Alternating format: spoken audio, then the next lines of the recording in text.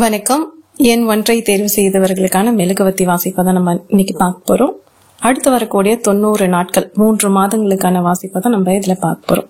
இதுல என்னென்ன தெரிஞ்சுக்கலாம் அப்படின்னா, உறவு சார்ந்து பார்க்கலாம், உங்களோட கல்வி சார்ந்து பார்க்கலாம், உடல் ஆரோக்கியம், பொருளாதாரம் சார்ந்து பார்க்கலாம்.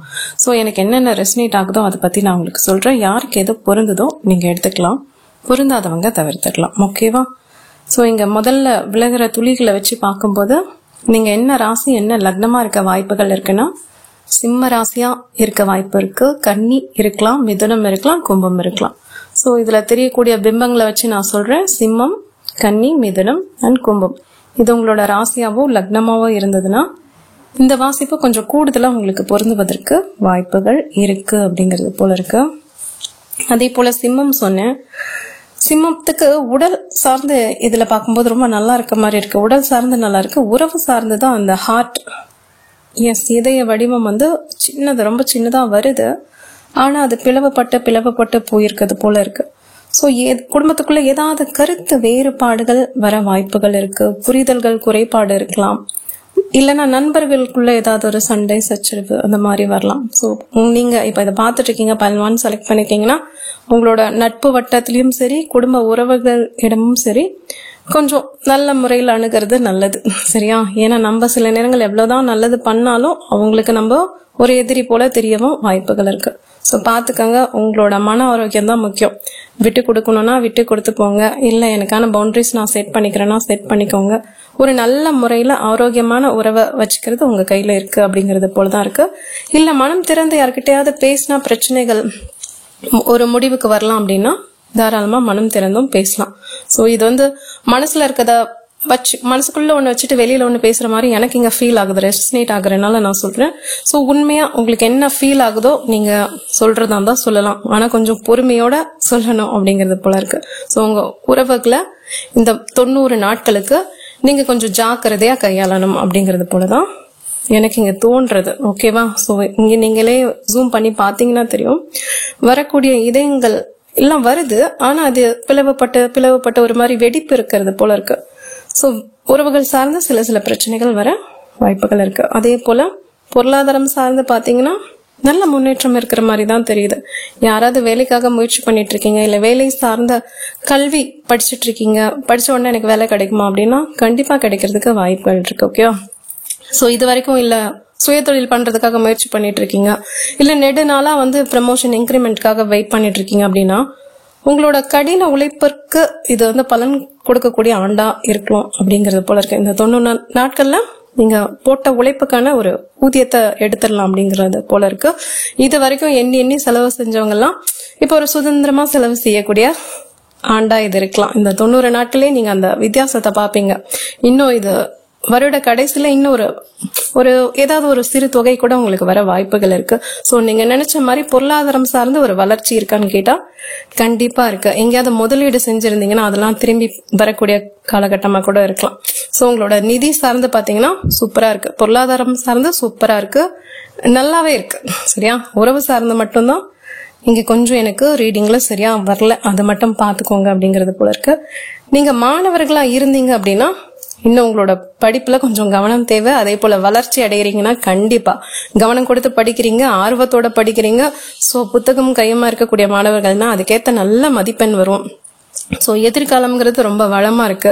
உங்களோட நோக்கம், உங்களோட ஆழமான நோக்கம் தான் உங்களை உட்கார வச்சு படிக்க வைக்குது. சோ அழகா படிக்கிறீங்க, மனசு எங்கேயுமே சஞ்சலப்படல, எதுவுமே இல்ல, பக்கா. ஓகேவா? சோ நீங்க ஸ்டூடெண்டா இருந்தீங்கன்னா கவலையே வேண்டாம், உங்களோட கவனம் ஃபுல்லா படிப்புல தான் இருக்கு. உங்களால நீங்க நினைக்கிற மதிப்பெண்ண பெற முடியும் அப்படிங்கறது போலதான் இங்க இந்த ரீடிங்ல என்னால பார்க்க முடியுது. ஓகேவா?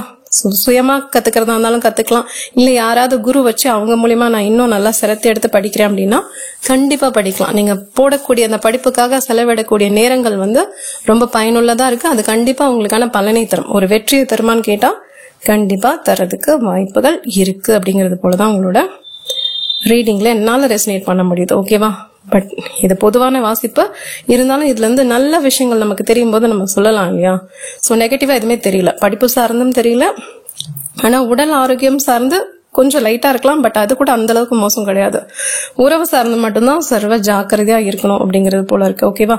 சோ உங்களோட உடல் ஆரோக்கியம் பாத்தீங்கன்னா தற்போது இப்ப நீங்க பைல் 1 சூஸ் பண்ணி பாத்துட்டு இருக்கீங்கன்னா மன உறுதி. எஸ், உடல் அப்படி இப்படின்னு இருந்தாலும் உங்களோட மன உறுதிங்கிறது ரொம்ப பெரிய ஆற்றல் மிக்க நபர்களா நீங்க இருக்கீங்க. சுறுசுறுப்பா உங்களால நினைச்சதை நிறைவேற்றிக்கக்கூடிய காலகட்டம் தான் இது. இந்த 90 நாட்கள் யோகா பண்றேன், இல்ல மெடிடேஷன் பண்றேன், இல்ல வேற ஏதாவது உடற்பயிற்சி சார்ந்து பண்றேன், உங்க உடலை எவ்வளவு நீங்க வலுப்படுத்திக்கலாமோ கண்டிப்பா படுத்திக்கலாம். திடமான மனப்பக்குவம், எஸ், அதை வளர்த்து கொள்ளக்கூடிய ஆண்டா இருக்கலாம். ஆரோக்கியத்தை சார்ந்து நீங்க நிறைய விஷயங்கள் பண்றீங்க, ரொம்ப சிறப்பா இருக்கு, சிறப்பான அம்சங்கள் இருக்கு. ஓகேவா? சோ நீங்க இதை பாக்குறீங்கன்னா உறவு சார்ந்து மட்டும்தான் கொஞ்சம் கவனமா இருக்கணும். மற்றபடி பொருளாதாரம் சார்ந்து நல்லா இருக்கு, கல்வி சார்ந்து நல்லா இருக்கு, உங்களோட உடல் ஆரோக்கியம் சார்ந்து ரொம்ப ரொம்ப சூப்பரா இருக்கு. ஓகேவா? தேங்க்யூ. வணக்கம். எண் 2 தேர்வு செய்தவர்களுக்கான மெழுகுவர்த்தி வாசிப்பு பார்க்கலாம். இந்த மெழுகுவர்த்தி வாசிப்புல நம்ம என்ன பார்க்க போறோம்னா, அடுத்து வரக்கூடிய 90 நாட்களுக்கு உங்களுக்கான பலன்கள் என்னன்னு பார்க்க போறோம். ஓகேவா? சோ இதுல என்னென்ன பார்க்கலாம்னா, உறவு சார்ந்து பார்க்கலாம், உங்களோட ஆரோக்கியம் சார்ந்து பார்க்கலாம், கல்வி சார்ந்து பார்க்கலாம். இது போன்ற என்ன வருதோ ரெசனேட் ஆகிற விஷயங்களை நான் உங்களுக்கு பகிர்ந்து சொல்றேன். உங்களுக்கு பொருந்தனா எடுத்துக்கோங்க. ஓகேவா? ஆனா இந்த கேண்டில கையில படிக்கும் போதே ரெசனேட் ஆகுற முதல் விஷயம் என்ன தெரியுமா? இந்த ரஜினி சார் படத்துல ஒரு பாட்டு வரும் இல்லையா, மாயா மாயா எல்லாம் மாயா, சாயா சாயா எல்லாம் சாயா அப்படின்ட்டு.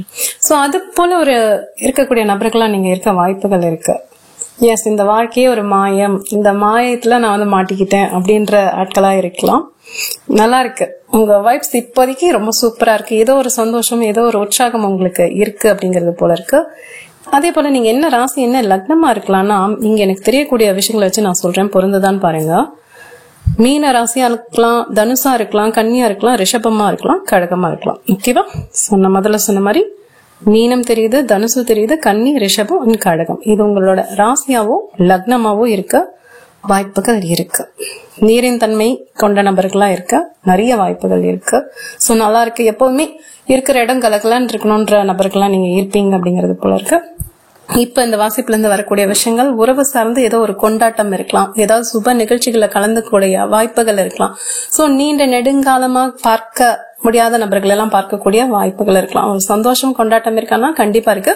இது ஒன்னோட இருக்காது, அடுத்தடுத்து நல்ல நல்ல விஷயங்கள்ல வந்து நீங்க ஈடுபடக்கூடிய நபர்களா இருப்பீங்க. ஒரு சுப நிகழ்ச்சினா 1-2 நிகழ்ச்சிகளை கலந்துக்கூடிய நபர்களா இருப்பீங்க. அதே போல பயணம் செய்ய வாய்ப்பு இருக்கலாம். சோ இங்க இருந்து அங்க போறது, அங்க இருந்து இங்க போறது, ஒரு மாதிரி சந்தோஷமான நிகழ்வுகள் வந்து வரக்கூடிய வாய்ப்புகள் இருக்கு. சோ நல்லா இருக்கு. உங்களோட உறவு சார்ந்து பாத்தீங்கன்னா ரொம்ப நல்லா இருக்கு. உறவை வந்து புதுப்பிக்கக்கூடிய தருணமா இது இருக்கு. சரியா? உறவு சார்ந்து சூப்பரா இருக்கு. ஐயோ தப்பிச்சுட்டான்டா சாமி அப்படிங்கறது போல இந்த உறவு சிக்கல்ல இருந்தெல்லாம் நீங்க விடுதலை ஆயிடுவீங்க. ஏதாவது 1-2 பிரச்சனைகள் இருந்தாலும், இல்ல சொந்தக்காரங்களுக்குள்ள இல்ல நண்பர்களுக்குள்ள ஏதாவது ஒரு சிக்கல்கள் இருந்தாலும் அதெல்லாம் இப்ப தீர்ந்து போற காலகட்டம் இது. ஓகேவா? உறவு சார்ந்து பாத்தீங்கன்னா சூப்பரா இருக்கு அப்படிங்கறது போலதான் இருக்கு.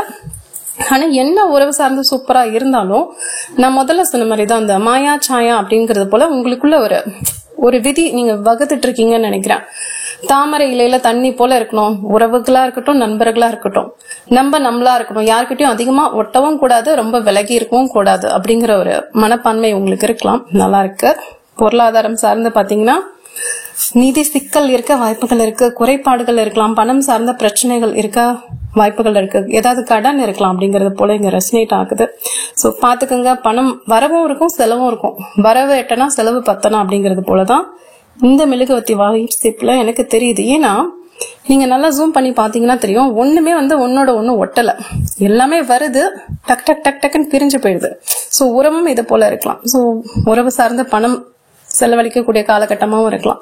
குழந்தைகள் சார்ந்த இருக்கலாம் செலவு, இல்ல ஏதாவது விசேஷங்களுக்கு போறோம் அங்க ஒரு செலவு இருக்கலாம். சோ கையில காசு வருது ஆனா பஞ்சா பறந்து போயிடுது அப்படிங்கறது போல இருக்கு. சோ பணம் சார்ந்து கொஞ்சம் ஜாக்கிரதையா பாத்துக்கணும் அப்படிங்கறது போல இருக்கு. அதே போல படிப்பு சார்ந்து பாத்தீங்கன்னா நீங்க மாணவர்களா இருக்கும் பட்சத்துல கொஞ்சம் டிஸ்டர்பன்ஸ் இருக்க சான்சஸ் இருக்கு. சோ உங்களோட மனசை ஒருநிலை பண்ணிட்டு நீங்க படிப்புல கவனம் செலுத்தணும் அப்படிங்கறது போல இருக்கு. சோ உங்களோட சுயமா நீங்க எடுக்கக்கூடிய முடிவுகள், தியானம் பண்றது, உங்க மனசை உங்க கட்டுப்பாட்டுல வச்சு படிச்சீங்கன்னா கண்டிப்பா உங்களால படிக்க முடியும். இல்லைன்னா உங்களுக்கு சிறு சிறு தடைகள் ஏற்படலாம் அப்படிங்கறது போல உங்களோட மெழுகுவர்த்தி வாசிப்புல வருது. நீங்க எப்போதுமே தனிமையை விரும்பக்கூடிய நபர்களாவும் இருக்க வாய்ப்புகள் இருக்கு. உடல் ஆரோக்கியத்தோட மனசை வந்து ஆரோக்கியமா வச்சுக்கணும் அப்படிங்கறது போலதான் இங்க ரெசனேட் ஆகுது. ஓகேவா? உடல் சார்ந்து ஆரோக்கியமா இருப்பீங்க. ஆனா பணி சுமைகள், நீங்க வேலை பார்க்கக்கூடிய நபர்கள்னா வேலை சுமை ரொம்ப இருக்கலாம், மன அழுத்தம் தரக்கூடிய வேலையா இருக்கலாம். சோ இல்ல ஏதாவது ஒரு சுற்றுப்புற சூழ்நிலை சரியில்லாம இருக்கலாம். நச்சுக்கள் சார்ந்த இடத்துல வேலை பார்க்கக்கூடிய நபர்களாவும் இருப்பீங்க. இல்ல ஓய்வு இல்லாம அடுத்துட்டு ஒரே வேலை வேலை வேலை நவ்வேஷன்மிக்கு மாதிரி ஓடிக்கிட்டே இருக்கக்கூடிய நபர்களாவும் இருப்பீங்க.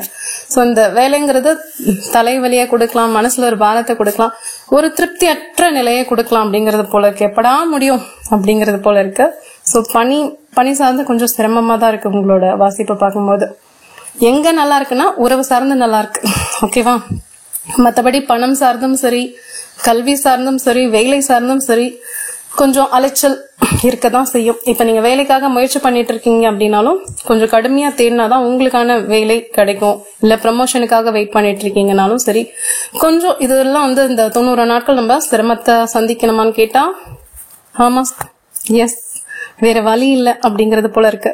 ஆனா ஒரு புதிய உறவு உங்க வாழ்க்கையில வர்றதுக்கு வாய்ப்புகள் கூட இருக்கு. இந்த புதிய உறவு நான் சொல்றது, இதற்கு முன்னாடி நீங்க அவங்க கூட பழகி இருக்கலாம், பேசி இருக்கலாம். ஆனா இப்ப ஒரு புது பரிணாமத்தோட அவங்க உங்களுக்கு காட்சி அளிக்க கூடும். ஒரு பாசம், அன்பு, பரிவு இதெல்லாம் அதிகமாகக்கூடிய காலகட்டமா இருக்கும். புதிய நபர்கள் உங்க வாழ்க்கையில வருவாங்க.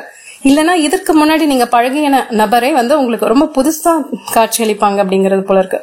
சோ ஒரு உணர்ச்சி வசப்படுறது, ஒரு அழகா ரசிக்கிறது, இது எப்படி இருக்குன்னா சந்தோஷமாவும் இருப்பீங்க, அதே நேரம் மனசுல ஒரு குழப்பங்களும் இருக்கும். சோ உங்களோட ரீடிங் பாத்தீங்கன்னா அப்படியே எனக்கு சந்தோஷத்துக்கு சந்தோஷமும் இருக்கு, குழப்பத்துக்கு குழப்பமும் இருக்கு, ஒரு தெளிவில்லாம இருக்கு. ஓகேவா? சோ இதுக்கெல்லாம் நீங்க முடிவெடுக்க வேண்டிய காலகட்டம் இது. ஓகே, மனசுல பயம் வேண்டாம், சந்தேகம் வேண்டாம். நீங்க உங்களை நீங்களே ஒரு ஆத்ம விசாரணை பண்ணிக்கோங்க. உங்க இதயம் என்ன சொல்லுது? நீங்க மத்தவங்க கிட்ட மனம் திறந்து பேசுறீங்களா இல்லையா அப்படின்னு எனக்கு தெரியல. பட் நீங்க உங்களோட இதயத்துக்கிட்ட மனம் திறந்து பேசுங்க. உங்களோட பழைய அனுபவங்கள் இருக்கும்ல, உறவு சார்ந்த பழைய அனுபவங்கள், அதை வச்சுக்கிட்டே இப்ப இருக்கக்கூடிய உறவுகளை பார்க்காதீங்க அப்படிங்கறது போல இங்க எனக்கு இந்த வாசிப்புல வருது. ஓகேவா? பழைய உறவுகள் உங்களுக்கு கொடுத்த காயங்களா இருக்கலாம், இல்ல உங்க மீது விதிச்ச அந்த கட்டுப்பாடுகளா இருக்கலாம். எதுவா இருந்தாலும் இப்ப வரக்கூடிய புதிய உறவுகள் அதே மாதிரி இருந்துருமான்ற ஒரு பயம் இருந்ததுன்னா இல்ல, இது அப்படியெல்லாம் இல்ல. ஓகேவா? சோ உங்களை ரொம்ப புரிஞ்சுக்கிட்டவங்க, தெரிஞ்சுக்கிட்டவங்க, உங்களுக்கு ஒரு அமைதியை கொடுக்கக்கூடியவங்க, ஒரு ஒளி கொடுக்கக்கூடியவங்களை தான் நீங்க சந்திக்க நேரிடலாம் அப்படிங்கறது போலதான் இந்த அட்டையில எனக்கு தெரியுது. ஓகே, சோ நீங்க புதுசா யாரையாவது பாக்குறீங்க, உங்க மனசு அவங்கள விரும்புது அப்படின்னா அவங்க உங்களுக்கான ஒரு படைக்கப்பட்ட ஆத்மாவா இருக்க கூட வாய்ப்புகள் இருக்கு. நல்லா இருக்கு. அந்த உணர்வு சார்ந்து பாத்தீங்கன்னா சூப்பரா இருக்கு. ஆனா எங்க பிரச்சனை அப்படின்னு பாத்தீங்கன்னா பொருளாதாரம் சார்ந்து கடன் ஏதாவது இருந்ததுன்னா கொஞ்சம் கவனமா பாத்துக்கணும். புது கடன் வாங்குறதுக்கு முன்னாடி பல வாட்டி யோசிச்சுக்கணும். உங்களுக்கு குழந்தைகள் இருந்தாங்கன்னா குழந்தைகள் படிப்பு சார்ந்து கடன் வரலாம். சோ இவ்வளவுதான். ஓகேவா? சோ இந்த 90 டேஸ்க்கு நீங்க இதை பாத்துக்கிட்டீங்கன்னா போதும் அப்படிங்கறது போலதான் இருக்கு. Okay, all the best, by.